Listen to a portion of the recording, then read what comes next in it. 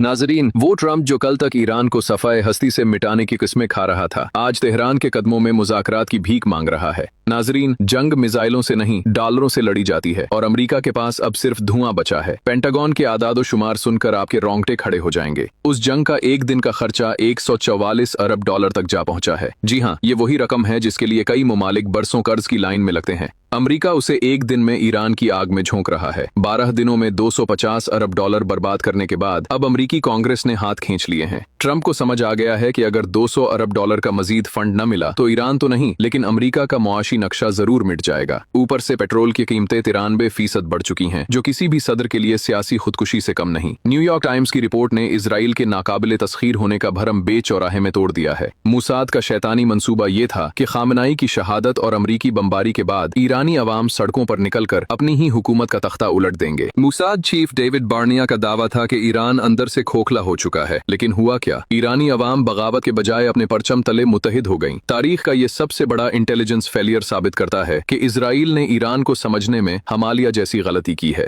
Railing effect ने साबित कर दिया कि जब बाहर से हमला होता है तो ईरानी कौम सीसा पिलाई हुई दीवार बन जाती है। लेकिन बात सिर्फ मिसाइलों और डॉलरों की नहीं, बल्कि आपके हाथ में मौजूद मोबाइल फोन की भी है। ताइवान की कंपनी TSMC, जो दुनिया की 97% चिप्स बनाती है, उसका पूरा दारोमदार कतर की हेलिम गैस पर है। आबनाए हरमज बंद होने का मतलब है आलमी टेक सप्लाई चेन का मुकम्मल खात्मा। एप्पल, एनवीडिया और AI के बड़े बड़े सिस्टम्स इस वक्त वेंटिलेटर पर हैं। ट्रंप को पता चल गया है कि अगर ये जंग जारी रही तो अमेरिका में आईफोन मिलना ख्वाब बन जाएगा और टेक्नोलॉजी की दुनिया कई दहाइयां पीछे चली जाएगी। ये सिर्फ ईरान का मसला नहीं, ये ग्लोबल इकोनॉमी का गला घूंटने वाली बात है। ईरान का जवाब पत्थर पर लकीर है। ट्रंप झूठ बोल रहा है, हमारी कोई बातचीत नहीं हुई। तो फिर ये 5 दिन का वक्फा क्यों? इजरायली जराए चीख चीख कर कह रहे हैं कि ये वक्फा अमन के लिए नहीं बल्कि टाइम बेइंग है, ताकि अमरीकी मरीन्स को ईरान के साहिलों पर उतारा जा सके। 40 से जायद एनर्जी असासे तबाह हो चुके हैं। आलमी मंडी में तेल की सप्लाई 11 मिलियन बैरल रोजाना गिर गई है। क्या ये 5 दिन दुनिया को तीसरी आलमी जंग से बचा पाएंगे या ये किसी एटमी धमाके का काउंटडाउन है?